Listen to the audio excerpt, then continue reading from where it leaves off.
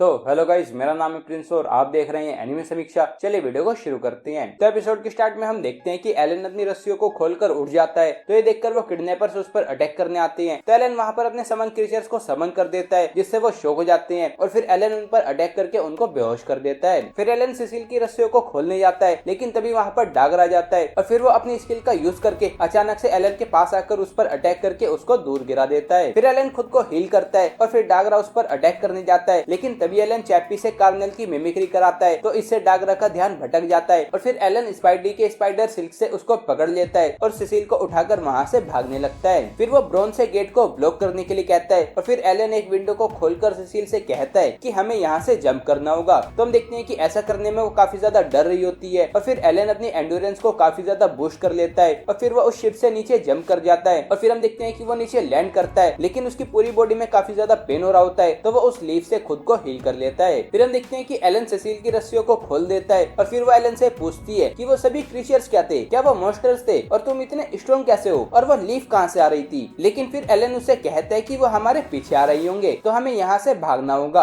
और फिर अगले सीन में हम देखते हैं कि वो सिसिल को उठाकर उनकी सिटी की तरफ भाग रहा होता है और फिर वो होलो को समन करके उनसे आसपास के एरिया को चेक करने के लिए कहता है। और फिर एलन एक होलो के थ्रू देखता है कि डागरा उन्हीं की तरफ आ रहा होता है। तो फिर एलन सीधा न जाकर अलग अलग रास्तों से भागने लगता है, लेकिन फिर वो देखता है कि डागरा फिर भी उनकी तरफ आ रहा होता है। तो ये देखकर वो सोचता है कि लगता है कि ये हमारे फुटप्रिंट से हमें ट्रैक कर रहा है। फिर एलन बिल्डिंग्स के ऊपर से भागने लगता है और हम देखते हैं कि इससे डागरा उन्हें ट्रैक नहीं कर पा रहा होता। और फिर हम देखते हैं कि एलन उस सिटी के गेट्स के वॉल पर चढ़ जाता है और फिर वो सिसिल से कहता है कि यहाँ से नॉर्थ में ग्रानवेल फील्डोम के बॉर्डर पर एक चेक पॉइंट है, वहाँ पहुँचने में हमें कुछ दिन लग जाएंगे, लेकिन हमें वहीं पर जाना है। फिर एलन ब्रोन को समन करके उनकी शील्ड पर जंप करके वहाँ से भाग रहा होता है और इससे जमीन पर उनके फुटप्रिंट्स नहीं बनेंगे। फिर अगली सीन में हम देखते हैं कि अब रात हो चुकी होती है और एक जगह पर उन्होंने कैंप किया होता है और एलन चारों तरफ से ब्रोन से उनको प्रोटेक्ट कर रहा होता है। फिर सिसिल एलन से पूछती है कि तुम्हारे पास टैलेंट है, तो तुमने उसके बारे में लोगों को बताया क्यों नहीं। तो एलन उससे कहता है कि लोगों को उसके बारे में बताने से कुछ भी अच्छा नहीं होने वाला। तो सिसिल कहती है कि सही कहा। फिर हम देखते हैं कि वो दोनों सो जाते हैं और फिर अगले सीन में हम अगले दिन का सीन देखते हैं, जहाँ पर एलन सिसिल को उठाकर भाग रहा होता है और अब वो कार्नेल सिटी से काफी ज्यादा दूर आ गए होते हैं। और फिर एलन होलो के थ्रू देखता है कि डागरा सिटी के गेट्स पर होता है और फिर डागरा नीचे उतरकर सिटी के चारों तरफ चक्कर लगाने लगता है। तो ये देखकर एलन कहता है कि अगर वो इसी तरह से हमें सर्च करता रहा तो उसे हमारे फुटप्रिंट्स मिल जाएंगे। और फिर एलन ब्रोन की शील्ड पर जंप करके वहां से आगे बढ़ने लगता है। फिर हम एलन के कार्नेल सिटी से निकलने के 1.5 डे बाद का सीन देखते हैं, जहाँ पर वो नॉर्थ बॉर्डर के चेक पॉइंट पर पहुंच जाते हैं और सभी नाइट सिसिल को देखकर काफी ज्यादा रिलैक्स हो जाते हैं और उनके लिए कैरेज रेडी करने की बात करते हैं। लेकिन तभी एलन देखता है कि डागरा को उनके फुटप्रिंट्स मिल गई होती हैं। तो ये देखकर एलन सिसिल को लेकर वहां से भागने लगता है और फिर वो सिसिल से कहता है कि उसे हमारे फुटप्रिंट्स मिल गई हैं और उसने मेरे एक हॉकिंस को खत्म भी कर दिया है, तो अब मैं उसको देख भी नहीं सकता। सिसिल एलन से पूछती है कि क्या हमारा नाइट्स के साथ रहना ज्यादा सेफ नहीं होता।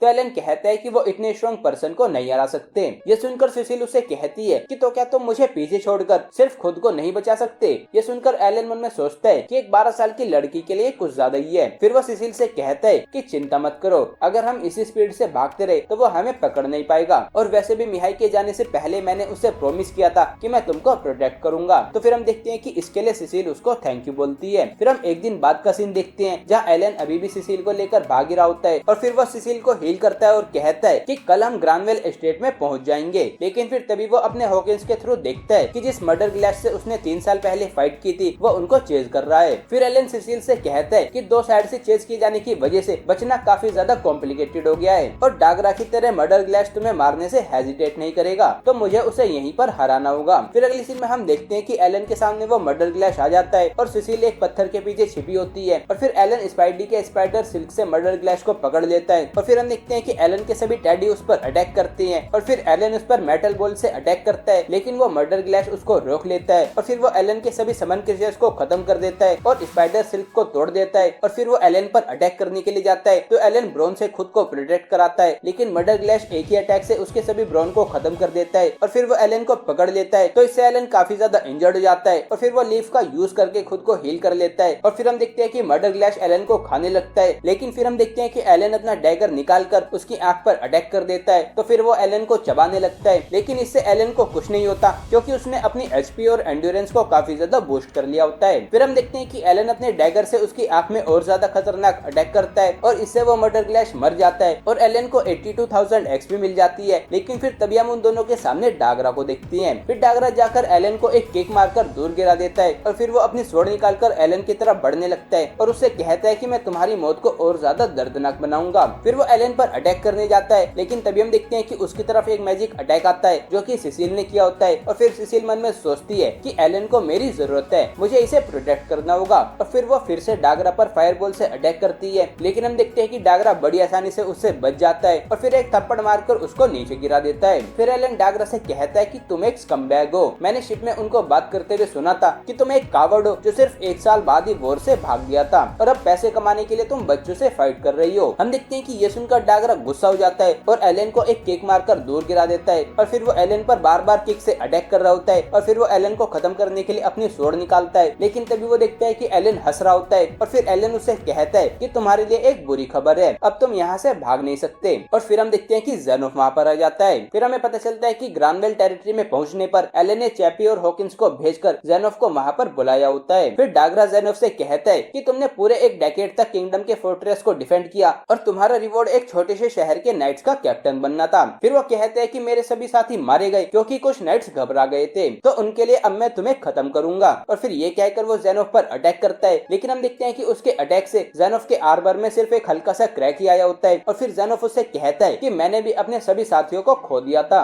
उन्होंने किंगडम और लोगों को प्रोटेक्ट करने के लिए अपनी जान दी, तो मैं किसी को भी उनकी ऐसे बेइज्जती करने नहीं दे सकता। और फिर ये कहकर ज़ेनोफ अपनी एक्स्ट्रा स्किल ओरा ब्लेड का यूज करता है और एक ही बार में उसके 2 टुकड़े कर देता है। फिर अगले सीन में हम देखते हैं कि वो तीनों वापस आ जाते हैं और बैरन की फैमिली सिसिल को देखकर काफी ज्यादा खुश होती है। और फिर अगले सीन में हम देखते हैं कि एलन बैरन को बताता है कि वाइकाउंट कार्नेल ने रॉयल मैसेंजर के साथ मिलकर ग्रानवेल्स के हाफ माइनिंग राइट्स लेने की साजिश की थी और आप किंग को कॉन्ट्रैक्ट के बारे में ना बताओ, इसलिए उन्होंने सिसिल को किडनैप किया था। फिर एलन बैरन से पूछता है कि आप इसे कैसे हैंडल करोगे, तो वो कहता है कि मैं ये सब कुछ किंग को रिपोर्ट करूंगा। एलन कहता है कि इससे वाइकाउंट को सजा मिल जाएगी, लेकिन रॉयल मैसेंजर को कुछ नहीं होगा। फिर एलन उसे कहता है कि मैं अपने माइनिंग राइट्स को आपको वापस कर दूंगा और उन्हें किंग को देकर आप उनसे इस मामले की अच्छे से इन्वेस्टिगेशन कराना। बैरन उससे पूछते है कि क्या तुम मुझसे रॉयल फैमिली को रिश्वत देने की बात कर रही हो, तो वो कहता है कि हाँ। फिर एलन उसे कहता है कि अगर मैं सर फ्रोडिन के बेटे की तरह बात करूं तो रियल मैन अपनी फैमिली को प्रोटेक्ट करने के लिए सभी डर्टी वर्क करते हैं और आपकी फैमिली को आपकी जरूरत है, तो क्या आपको भी ऐसा नहीं करना चाहिए। बैरन कहता है कि मेरे नोबल होने की वजह से मुझे हमेशा से ये लगता था कि मुझे हमेशा सही रास्ते पर चलना चाहिए, लेकिन और फिर वो एलन से कहता है कि तुमने सही कहा, मैं तुम्हारे माइनिंग राइट्स का अच्छा यूज करूंगा। फिर अगले सीन में हम बैरन को रॉयल कैसल की तरफ जाते हुए देखते हैं और फिर एलन हमें बताता है कि बैरन के किंग को सिसिल की किडनैपिंग के बारे में बताने के बाद कार्नेल फिefडom पर रॉयल रूल लागू कर दिया गया और बाद में इस इंसिडेंट को द ग्रानवेल इंसिडेंट नाम दे दिया गया। फिर वो कहता है कि इसी सब की वजह से बैरन ने सिसिल और मुझे नोबल्स ड्यूटी के ऊपर लेक्चर अटेंड करने की परमिशन दी। फिर हम एलन और सिसिल के सामने एक आदमी को देखते हैं और फिर वो आदमी उनसे कहता है कि जो भी कुछ आज तुम सुनोगे वो इस रूम से बाहर नहीं जाना चाहिए। फिर वो उन्हें वर्ल्ड का मैप दिखाता है और एक जगह पॉइंट करके बताता है कि ये किंगडम ऑफ राताश है जहाँ पर हम रहते हैं। फिर वो कहता है कि हमारे नॉर्थ में एक काफी बड़ी कंट्री एम्पायर ऑफ गियामूत है और फिर वो कहता है कि हालांकि उन्होंने किंगडम ऑफ राताश को इन्वेड किया है, लेकिन अभी हमारे बीच में पीस है और ये हमारी हिस्ट्री है। फिर वो कहता है कि लेकिन हमारी real history demon Lord history है जो फॉरगेटन कॉन्टिनेंट पर स्टार्ट हुई थी। वो कहता है कि डीमन लॉर्ड यहाँ पर 112 इयर्स पहले अपीयर हुआ था। उसने खुद को demon Lord of the end बुलाया और सभी कंट्री के रूलर से उसके सामने सरेंडर करने के लिए बोला और उनमें से एक ने उसके सामने सरेंडर कर भी दिया। फिर वो कहता है कि उसके 50 इयर्स बाद ग्रेट क्लैमिटी हुई, वर्ल्ड के सभी मॉन्स्टर्स की एक रैंक बढ़ गई और डीमन लॉर्ड ने सेंट्रल कॉन्टिनेंट को अपनी आर्मी से इन्वेड करना शुरू कर दिया, जिसमें कई लाख बी रैंक से ऊपर के मॉन्स्टर्स थे। फिर वो कहता है कि काफी लोग मारे गए और 4 सालों के अंदर 4 शहर तबाह हो गए। फिर वो कहता है कि डीमन लॉर्ड की आर्मी ने द्वारवेन एम्पायर ऑफ बोकियास और एल्वेन कॉन्टिनेंट ऑफ रोजेनहाइम पर भी अटैक किया। फिर वो कहता है कि इस खतरे को देखते हुए एम्पायर ऑफ गियामूत ने 5 कॉन्टिनेंट अलायंस को फॉर्म किया, जिसमें हर कंट्री को एक अकेडमी बनानी होती है और जिस भी बच्चे के पास टैलेंट होता है वहाँ पर ट्रेन करने के बाद उसे फ्रंट लाइन पर भेज दिया जाता है। फिर वो कहता है कि लेकिन इतना काफी नहीं था और गियामूत ने अपने 1/4 हिस्से को खो दिया, लेकिन फिर हेलमियोस नाम का हीरो पैदा हुआ जिसके पास हीरो टैलेंट था और उसके सिर्फ 15 साल की उम्र में बैटलफील्ड को ज्वाइन करने की वजह से बैटल में हम डेमंस पर भारी पड़ने लगे और सिर्फ 5 सालों में उसने एम्पायर की लॉस्ट टेरिटरी को वापस ले लिया। फिर वो कहते हैं कि अब 22 साल की उम्र में भी वो फ्रंट लाइंस पर वॉर को लीड कर रहा है। फिर एलन मन में सोचता है कि हीरो और डीमन लॉर्ड दोनों की डिफिकल्टी 5 स्टार थी। फिर वो आदमी उनसे कहता है कि नोबल्स ड्यूटी एक रूल है जिसमें सभी नोबल्स और रॉयल्स जिनके पास टैलेंट होता है उन्हें 3 साल तक मिलिट्री में काम करना पड़ता है और इसी वजह से फ्रंट लाइंस पर हमारे काफी सारे यंग सोल्जर्स मारे जाते हैं। फिर अगले सीन में हम देखते हैं कि एलन अब 12 साल का हो चुका होता है और ये नवंबर का समय होता है और फिर बैरन एलन से कहता है कि मैंने किंग से डायरेक्टली बात करके कार्नेल के साथ हमारी प्रॉब्लम को खत्म कर दिया है और फिर इसके लिए बैरन एलन को थैंक यू बोलता है। फिर बैरन उसे कहता है कि यहाँ पर तुम्हारे लिए कुछ पैसे हैं, इसमें मर्डर ग्लैश की बाउंटी है और सिसिल को रेस्क्यू करने का रिवॉर्ड भी है। एलन उसे कहता है कि लेकिन यहाँ पर तो 3 बैग है। तो बैरन एलन से कहता है कि मैंने किंग से सिसिल को मिलिट्री सर्विस से निकालने की रिक्वेस्ट की थी लेकिन उसका विजार्डेस का टैलेंट काफी ज्यादा वैल्यूएबल है तो उन्होंने मेरी रिक्वेस्ट को नहीं माना। फिर वो एलन से कहता है कि यहाँ पर 600 गोल्ड है, मैं अभी इतना ही कर सकता हूँ तो इन्हें ले लो और सिसिल के साथ एकेडमी चले जाओ और फिर बैटलफील्ड पर उसके बॉडीगार्ड बन जाना और तुम्हारे पास टैलेंट भी है तो तुम एकेडमी सिटी जा सकते हो। फिर वो एलन से रिक्वेस्ट करने लगता है तो एलन उससे कहता है कि मेरे टैलेंट की वजह से मुझे काफी ज्यादा हार्ड वर्क करना पड़ता है और उसके बदले में लॉर्ड एल्मिया से मुझे काफी ज्यादा पावर मिलती है। फिर एलन बैरन को बताता है कि मैं एक समनर हूँ और फिर वो कहता है कि मैं सिसिल को सेफ रखूंगा लेकिन इन पैसों को लेने की बजाय मेरे रिवॉर्ड के लिए मुझे 2 चीजें चाहिए। फिर वो कहता है कि 400 गोल्ड के बदले क्या आप मेरी और करीना की फैमिली को हेड टैक्स से आजाद कर सकते हो। तो हम देखते हैं कि बैरन इस रिक्वेस्ट को मान लेता है और फिर एलन उसे कहता है कि अब मैं अपनी मैन सर्वेंट की पोजीशन से रिजाइन कर रहा हूँ। वो कहता है कि मैं इंडिपेंडेंट रहूंगा लेकिन फिर भी मैं लेडी सिसिल को सिक्योरिटी प्रोवाइड करूंगा।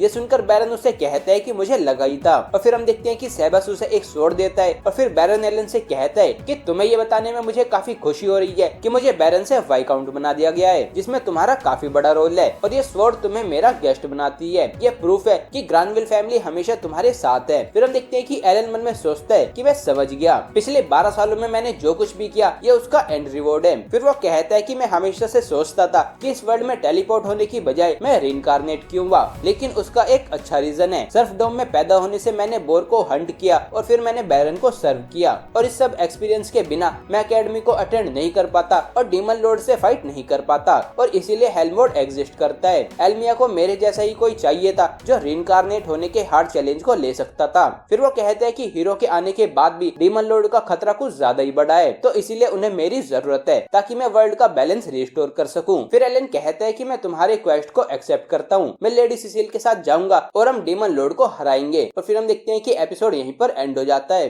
तो गाइस ये था एपिसोड 12 यानी कि लास्ट एपिसोड ऑफ हेलमोड। अगर आपको ये वीडियो पसंद आई है तो वीडियो को लाइक कीजिए, चैनल को सब्सक्राइब कीजिए, प्रेस कीजिए बेल आइकन को। मैं मिलता हूँ आपसे नेक्स्ट वीडियो में। Thank you.